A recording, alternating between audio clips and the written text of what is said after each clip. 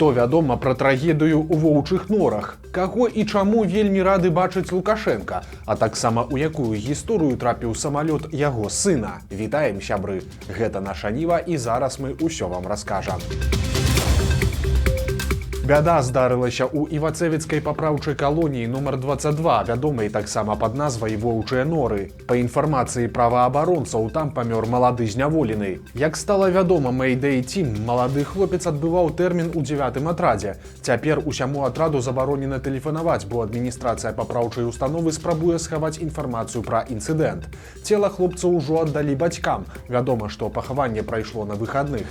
Пры гэтым бацькоў таксама папярэдзілі, каб тыя ні ў якім разе не апублічвалі нічога пра смерць сына. Па адной з версій, прычынай гібелі магло стаць самагубства. Малады хлопец проста не вытрымаў прэсінгу за кратамі, але падкрэслім, гэтая інфармацыя пакуль не пацверджаная. Як бяднеюць беларускія пенсіянеры? Чыноўнікі паведамілі, што ў наступным годзе сярэдняя пенсія ў Беларусі будзе складаць каля 38% ад сярэдняй зарплаты. І вось у чым тут праблема. У планах на гэты год памер сярэдняй пенсіі планавалася давесці да 45% ад сярэдняга заробку. Але, як заўважыў партал «Зеркала», выканаць гэты план уладам не ўдалося. Журналісты адзначаюць, што гэтым летам суадносіны пенсіі да заробкаў былі ў раёне 36%. Для параўнання, па выніках 23 года гэты паказчык быў 38,4%. То бок, сёлета сітуацыя не толькі не палепшылася, а яшчэ і трошкі пагоршылася. І ў наступным 25-м годзе улады нават не будуць спрабаваць радыкальна нешта змяніць. Яны плануюць толькі паменшыць гэты разрыў хаця б да ўзроўню 23-го года.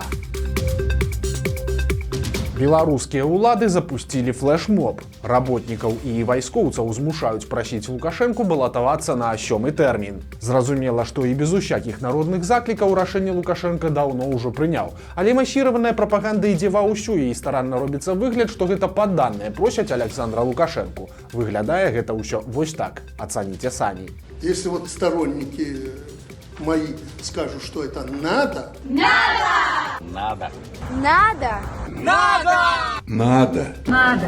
Конечно, надо. Надо.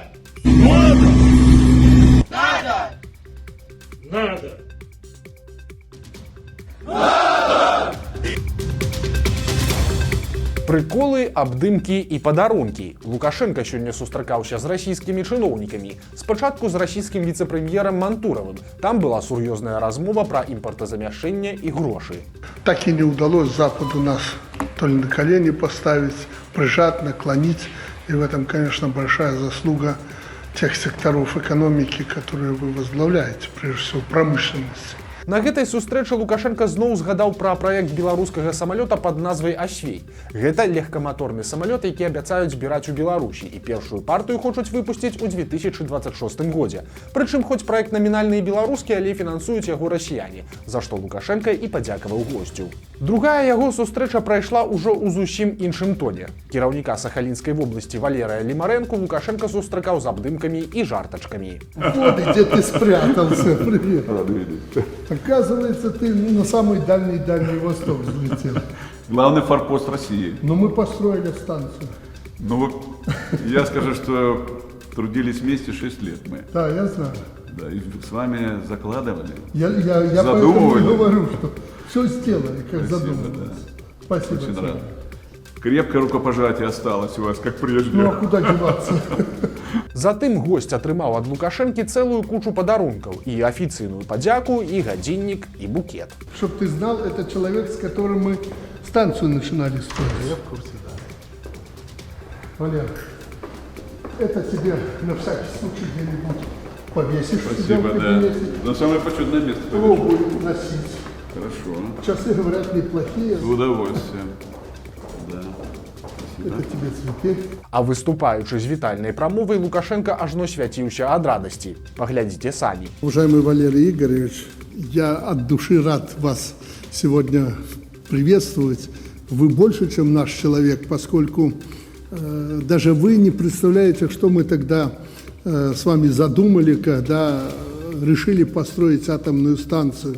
Такую сваю радасць Лукашенко сам адразу і патлумачыў. На сваёй мінулай пасадзе Лімарэнка курыраваў галоўную лукашэнкаўскую мару – будаўніцтва беларускай атамнай электрастанцыі. За гэта Лукашенко, як бачым, удзячны яму і па сёння. Таксама падобна, што будаўніцтва другой АЭС будзе вырашана ўжо ў бліжэйшыя гады. Бо калі Лукашенко сапраўды збіраецца правесці ва ўладзе яшчэ адзін тэрмін, а пасля падабраць пераемніка і адысці на пасаду кіраўніка ВНС, то ён абавязкова загадае будаваць яшчэ адну АЭС ужо ў найбліжэйшы час. Прынамсі, пра станцыю нумар 2 Лукашенко згадаў нават на гэтай сустрэчы. Мы сегодня уже думаем о том, что нам делать со второй атомной станцией. Строить ее, не строить. Я думаю, за электричеством будущее, особенно за атомной энергией. Поэтому мы серьезно задумались над строительством второй атомной станции. Самалёт сям'і Лукашэнак трапіў у непрыемную сітуацыю. Здарылася гэта ў ноч з пятніцы на суботу, калі Ізраіль нанёс ракетны удар па Ірану. У той жа вечар з Беларусі вылецеў самалёт, чый бартавы нумар добра вядомы. Яго часцей за ўсё выкарыстоўваюць сыны Лукашэнкі Віктар і Дмітрый. Гэты, скажем так, сямейны борт сям'і Лукашэнкі вылецеў з Мінска і здзейсніў прыпынак для дазапраўкі ў Баку. Адтуль ён накіраваўся ў Арабскія Эміраты, а канкрэтней у Дубай. Аднак ужо праз некалькі хвілін самалёт развярнулі над Каспійскім морам і забаранілі рухацца ў напрамку Ірана, бо той закрыў сваю паветраную прастору за ізраільскага авіаудару. Чакаючы дазволу, борт аж некалькі гадзінаў бесперапынна кружыў над морам, але ў выніку быў вымушаны вярнуцца назад у Азербайджан. Паўторна ён вылецеў толькі раніцай і паспяхова сеў у Эміратах. Хто быў у тым самалёце, дакладна невядома, але ж не сакрэт, што за кантакты Лукашэнкі і Арабскіх Эміратаў адказвае асабіста яго старэйшы сын Віктар. Гэты факт афіцыйна пацвярджала нават прэс-сакратарка Лукашэнкі Наталья Эйсман, так што, магчыма, у Віктара Лукашэнкі выдалася нервовая ножка пятніцы. Дзікая гісторыя адбылася ў Браслаўскім раёне Віцебскай вобласці. Там 23-гадовы хлопец згвалтаваў суседскае дзіця. Вядома, што малой было ўсяго толькі 9 гадоў. Аднойчы, калі дзяўчынка зайшла да яго ў двор, хлопец зацягнуў яе ў гаспадарчую пабудову і там здзейсніў свой страшны намер. Прычым пра здарэнне дзяўчынка распавяла сваёй маці, але тая дачцэ не паверыла. Тады малая звярнулася па дапамогу да работнікаў школы, і яны ў выніку паведамілі ў міліцыю. Цяпер падазраванага затрымалі. Яго чакае да 15 гадоў пазбаўлення волі. Страшная трагедыя здарылася ў Глыбоцкім раёне. Там малады кіроўца выехаў на сустрэчную паласу і лоб у лоб сутыкнуўся з іншым аўто. У выніку здарэння загінула ўся сям'я, якая ехала ў той машыне. Кіроўца памёр на месцы. Яго жонка і 17-гадовая дачка сканалі ў бальніцы. Хлопец, які справакаваў аварыю, шпіталізаваны і цяпер знаходзіцца ў цяжкім стане. Калі ён выжыве, то падобна стане фігурантам крымінальнай справы за парушэнне правілаў, якое пацягнула па неасцярожнасці смерць 2 і больш асоб. Пакаранне за такое ад 3 да 7 гадоў калоніі. Мутны персанаж збег з Латвіі ў Беларусь. Гаворка пра 66-гадовага прапагандыста Юрыя Аляксеева. Ён ураджэнец Расіі, але жыў у Рызе, дзе працаваў у розных медыа. Таксама Аляксеев стварыў і ўзначаліў праект «Імхаклаб», які прасоўваў пракрамлёўскія наратывы. У 17-м годзе ён стаў фігурантам справы аб распальванні варожасці, а падчас ператрусу ў яго знайшлі патроны і матэрыялы з дзіцячымі інтымнымі відэа. У 2023 годзе прапагандыста судзілі. Ён атрымаў год і месяц калоніі, але застаўся на волі пад умоўна-датэрміновым наглядам. Цяпер жа Аляксеев збег у Беларусь, каб не сесці ў турму. Вядома, што ад яго імя публікаваліся пасты з заклікамі знішчаць латышоў. Пакуль што прапагандыст знаходзіцца ў Мінску ў нейкіх сваіх сяброў. Пра яго далейшыя планы не паведамляецца. Але раней Аляксеев называў сябе на чвэрць беларусам і кампліментарна адгукаўся пра Аляксандра Лукашэнку. Ну і ў працяг тэмы пра нашу краіну і Латвію. У Беларусі арыштавалі 26 латвійскіх грамадзян. Пра гэта паведаміла прэс-сакратарка Міністэрства замежных спраў Латвіі. Па яе словах, прадстаўніцтва Латвіі ў Віцебску аказвае затрыманым консульскую дапамогу, але цытата: «Такая дапамога абцяжараная за адсутнасці вяршэнства законаў у Беларусі, а таксама мінімізацыя супрацоўніцтва з Беларусю ў сферы правасуддзя і іншых галінах пасля ўварвання Расіі ва ўкраіну». Канец цытаты. Эгліты таксама адзначыла, што ў Беларусі не выконваецца прынцып незалежнасці судовых органаў, што значна павышае рызыку ўзнікнення фіктыўных спраў супраць грамадзян Еўрасаюза. Праўда, адзначым, у чым вінавацяць затрыманых латвійцаў і ці арыштавалі іх паасобку альбо нейкай арганізаванай групай, інфармацыі пакуль няма. Шпіц на фронте. Беларускі прапагандыст Ілля Бягун у красавіку паехаў ваяваць ва Ўкраіну, само сабою на баку расійскіх акупантаў. Неўзабаве ён нават стаў камандзірам аддзялення радыёэлектроннай барацьбы, якое змагаецца з беспілотнікамі. Цяпер Бягун пахваліўся, што ўзяў сабе пазыўны Шпіц, прычым зрабіў гэта менавіта ў гонар лукашэнкаўскага сабакі Умкі.